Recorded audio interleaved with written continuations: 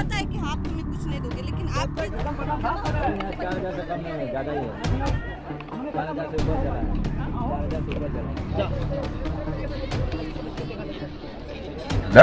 लड़ेंगे क्योंकि झोपड़पट्टी के लोग लड़ना जानते हैं। इस ज़मीन पे हमारा हक है, हमें हमदर्दी है, क्योंकि बहुत साल पहले 2000 से इस लोगों के लिए हम लोगों ने झोपड़ी बचाओ परिषद बनाई थी। थोड़ा गिराने का हाईकोर्ट का आदेश था, मगर वो हाईकोर्ट का आदेश गलत था। संजय गांधी राष्ट्रीय उद्यान में है तो हमारा पुनर्वसन होना चाहिए। 13,000 लोगों को संघर्ष नगर में यानी चांदियोली में वहाँ पक्के घर मिले, तब से हम ये लड़ाई देखते हैं। पहले तो मुंबई में ये बहुत बड़ा शहर है तो आग रोकने के लिए व्यवस्था होनी चाहिए। अभी हमारा कहना है कि इनको राहत मिलनी चाहिए और ये लोग अपने पैरों के ऊपर खड़े होने चाहिए कि सर्वे हुआ है क्या, नुकसान कितना हुआ है, पंचनामा हुआ है क्या, इस तरह से होना चाहिए, उस तरह से नहीं हो रहा है। पहले प्राथमिक मदद तो होनी चाहिए कि किसी को प्राथमिक मदद मिली, आला होता कोई नहीं आला होता।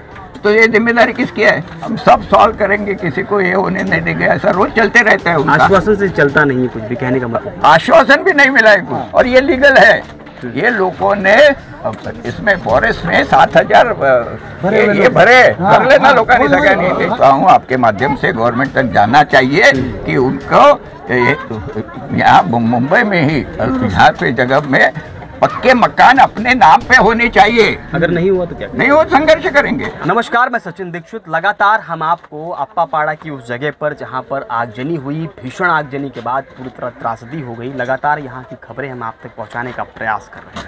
इस बीच में वो जगह जहां पर आप देख सकते हैं कि लगातार कैसे यहाँ के असहाय गरीब और जो यहाँ पर जिनका सब कुछ खाच हो चुका है उन तक पानी और तमाम ज़रूरत के सामान कैसे पहुँचाए जाएँ, इसकी सुविधा यहाँ पर की गई है। एक फाउंडेशन है, भाकर फाउंडेशन के माध्यम से सब किया जा रहा है। फिलहाल यहाँ पर एक ऐसे समाज सेवी हमारे उपस्थित हैं जिन्होंने लगातार ज़मीनी रूप से काम किया है और उन लोगों के लिए काम किया है जिस तरह की अवस्था यहाँ पर है, ऐसे ही लोगों के लिए। प्रकाश रेड्डी जी हैं, तमाम आंदोलनों में बहुत सारे कामकाजों में आपने देखा है। आइए उनसे बात करते हैं कि आखिर यहाँ की व्यवस्था के बारे में। प्रकाश जी नमस्कार। क्या यहाँ जो व्यवस्था आप देख रहे हैं, क्या कहेंगे, क्या कुछ देखने के बाद लगा, देखने के बाद क्या कुछ महसूस हुआ है? देखने के बाद एक तो दर्द भी होता है मगर रोष भी आता है, क्योंकि हम इस अप्पापाड़ा हो या सब इलाका है दहशत से लेके संजय गांधी राष्ट्रीय उद्यान के लगत का जो झोपड़पट्टी है उनके बारे में हमें हमदर्दी है, क्योंकि बहुत साल पहले 2000 से इस लोगों के लिए हम लोगों ने झोपड़ी बचाओ परिषद बनाई थी और संघर्ष किया था। तो 70,000 झोपड़ा गिराने का हाईकोर्ट का आदेश था, मगर वो हाईकोर्ट का आदेश गलत था, क्योंकि सर्वे हुआ नहीं था। हमने कहा कि सर्वे करो आप, हम अगर संजय गांधी राष्ट्रीय उद्यान में है तो हमारा पुनर्वसन होना चाहिए और हमको इसी जगह में पक्का ये होना चाहिए। तो बहुत ज़बरदस्त संघर्ष हुआ और आज संघर्ष नगर है 2002 साल की बात है और 13,000 लोगों को संघर्ष नगर में यानी चांदियोली में वहाँ पक्के घर मिले, तब से हम ये लड़ाई देखते हैं। अभी वो वहाँ भी डिमोलेशन होने के बाद भी लोगों ने अपने पक्के घर बनाए और यहाँ बसे, और आज भी हम देखते हैं कि इतने साल के बाद जो बसे हुए लोग हैं जिनके अभी तीसरी जनरेशन आई है, लड़के स्कूल में जाते हैं, अभी 10वीं 12वीं का एग्ज़ाम वगैरह चल रहा है, इसमें ये आग लगी उसमें। तो पहले तो मुंबई में ये बहुत बड़ा शहर है तो आग रोकने के लिए व्यवस्था होनी चाहिए। वैसे ये मुंबई की जो कहा जाता है वो इंटरनेशनल कैपिटल है, वैसे व्यवस्था नहीं है, तो वैसे व्यवस्था पहले होनी चाहिए। और अभी हमारा कहना है कि इनको राहत मिलनी चाहिए और ये लोग अपने पैरों के ऊपर खड़े होने चाहिए। इसके लिए सरकार का काम है, फॉरेस्ट का काम है, कलेक्टर का काम है, और उनका काम है ढंग से पंचनामा करके इनको जो मुआवजा मिलना चाहिए, जो पहले तो ये देखना चाहिए। अभी मदद तो लोग अच्छे आपको लगता है कि जो आग लगी है इसके पीछे कोई षड्यंत्र ऐसा लगा? अभी तो मैं ये बोल नहीं सकता है, मगर ये पक्का बोल सकता है कि रुकनी चाहिए था, क्योंकि मुंबई शहर है, मुंबई शहर है, नाम है, तो आग से रोकथाम करने की जो सुविधा होनी चाहिए वो होनी चाहिए। वो सुविधा नहीं रही और कैसे भी ये चला रहे हैं।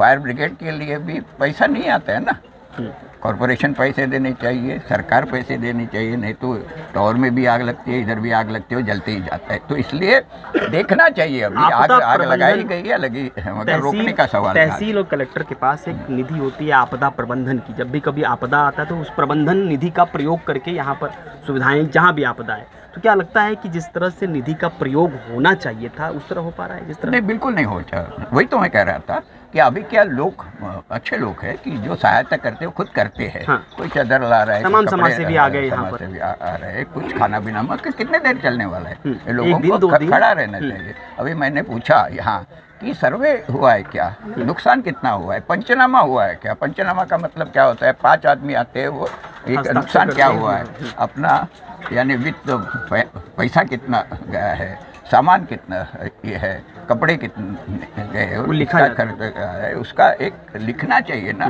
वैसा अभी मुझे किसी ने बताया नहीं कि ऐसा लिखा जा रहा है करके, और उसमें टेंटेटिव 20,000 हुआ, 30,000 हुआ, ऐसा कुछ लिखा जाता है और लोग परेशान है ना। पंचनामा में झोल झाल कह सकते हैं, या पंचनामा जिस तरह विधिवत होना चाहिए एकदम मैं जिस तरह से होना चाहिए उस तरह से नहीं हो रहा है। मैं इसको झोलझाल वगैरह अभी नहीं कहूँगा, मगर तरीका विधान से नहीं हो, सही विधान से बिल्कुल नहीं हो रहा है कर क्या क्या मांग। और ये क्या है, यहाँ फॉरेस्ट की भी कलेक्टर है, कलेक्टर पहले है, तो पहले प्राथमिक मदद तो होनी चाहिए कि किसी को प्राथमिक मदद मिली नहीं। बाढ़ बीढ़ आई, कुछ ये हुआ, नुकसान हुआ, बारिश हो गई, तो एक प्राथमिक मिलती है ना, कुछ 20,000 रुपया, 25,000 रुपया एक प्राथमिक मदद। मैं ऐसा अमाउंट अभी नहीं बोल, प्राथमिक मदद के कोणाला मिळाली का इकडे? कोणाला एकाला तरी मिळाले? देखो, तो प्राथमिक मदद भी यहाँ नहीं पहुँची, जो बिल्कुल नहीं मिली।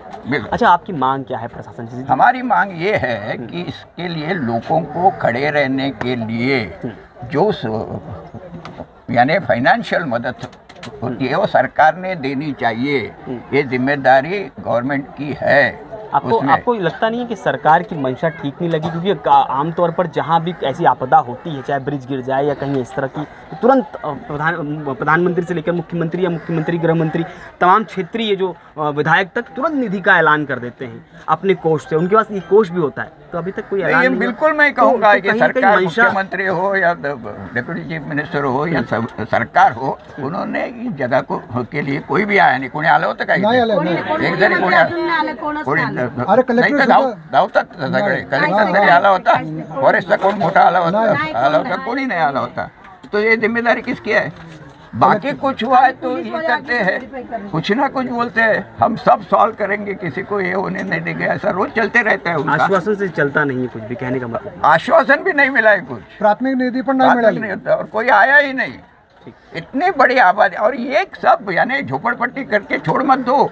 ये लोग यानी मेहनत मजदूरी करते, अपना मुंबई शहर उनकी मेहनत के ऊपर है. अगर यही सब चलता रहा, इसी तरह सरकार की अनदेखी रही, तो क्या लगता है, आप एक समझ से भी हैं, क्या कहेंगे इस पर? नहीं, हम तो लड़ेंगे. ये झोपड़पट्टी के लोग हैं, इस उम्र में भी लड़ाई लड़ेंगे क्योंकि झोपड़पट्टी के लोग लड़ना जानते हैं. ये जमीन पे हमारा हक है. कोई ये लड़ाई तीव्र होगी अगर नहीं यहाँ रह जाए और कोई जो बगल में टावर्स हो गए, हमको जानकारी है. ये भी दीक्षा की जमीन है इधर. वो रेशन कार्ड लेके पैदा हुआ था कि इधर उनकी जमीन है, तो उनको जमीन कैसे मिली? ये जो खंडर है वगैरह उसमें ये स्काई स्क्रैपर कैसे हो रही है? ये उर का है ना, वो जंगल की जमीन बोली जाता है ना. ये उर में बंगले कैसे बने? किसने पैसा दिया? उनका क्यों तोड़ा नहीं जाता है?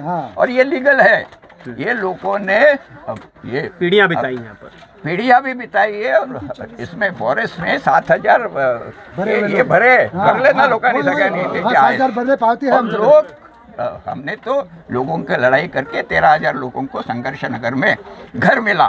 मगर अब ये लोगों की ये मांग है, मैं सबके सामने बोलता हूँ, आपके माध्यम से गवर्नमेंट तक जाना चाहिए कि उनको यहाँ मुंबई में ही यहाँ पे जगह में पक्के मकान अपने नाम पे होने चाहिए. अगर नहीं हुआ तो क्या नहीं हो, संघर्ष करेंगे. आप पूरी तरह कह एकदम बिल्कुल. तो ये थे समाज सेवी. उन्होंने साफ तौर पे कहा कि यहाँ क्षेत्रीय लोगों को अगर उनका हक और अधिकार नहीं मिला तो निश्चित रूप से आंदोलन भी हो सकता है, संघर्ष भी किया सकता है.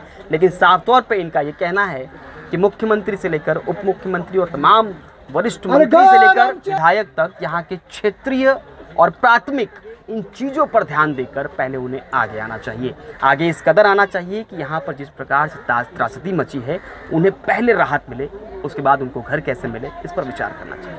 अब देखना ये होगा कि जब समाज सेवी और तमाम बड़े कर्मठ व्यक्ति जब आगे आते हैं तो किस तरह का माहौल तैयार होता है और यहाँ पर हक कब तक। आज के लिए धन्यवाद। बताइए। बीच में वो